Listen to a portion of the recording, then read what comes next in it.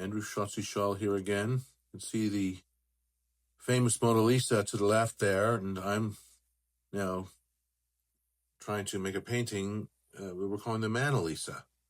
So change the gender, but still capture the basic essence of Da Vinci's masterpiece. And I don't pretend that mine will be a masterpiece. And like so many paintings I do, I look at a photograph, when I do it from a photograph, as a reference, something I refer to. But unless I'm doing a commission where there's an expectation of exact likeness, I try not to worry about exact likeness and really focus on just what I'm seeing. Where's it dark? Where's it light? Where are hard edges? Where are soft edges? How do things fit together? What is the dynamic and the relationship between the landmarks on the face, between the eyes and the nose and the mouth, the forehead? How do the shoulders compare and the hands? So I'm not really focused on likeness. And I find that the more I don't focus on likeness, often the more likeness there is in the end. So I take that pressure off.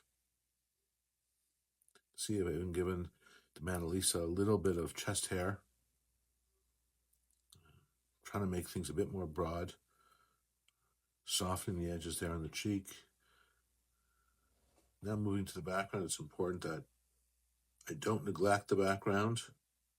I don't want to say people to stare at the background and study it, but I want them to see the figure in the context of its background. I think it changes how the figure looks. We were doing a Rembrandt version of this. It would probably be against a very dark background. There you can see I put a little bit of the white of the eyes, and although it might look like I'm using white paint, I'm actually not using pure white paint. It doesn't really look real when you do that because the whites of the eyes are not pure white. They have some blood vessels in them. They reflect anything around them. And usually a bit more cool. Now I'm just looking for spots where I can make modifications. There, fine-tune the lips a bit. And I'm really now trying to pay attention to the details, the minute differences in value and color between different areas, different planes of the face and the whole figure. Moving to the background, I'm putting in a kind of a greenish blue. Does appear to be some kind of field and forest behind him.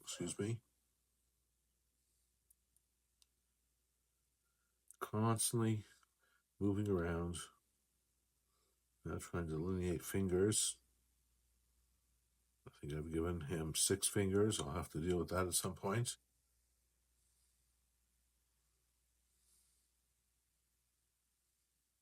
Of course, we know the background is negative space for the figure. So it will be very, very helpful to use the background as a way to define the shape of the figure, particularly the outside border of the figure.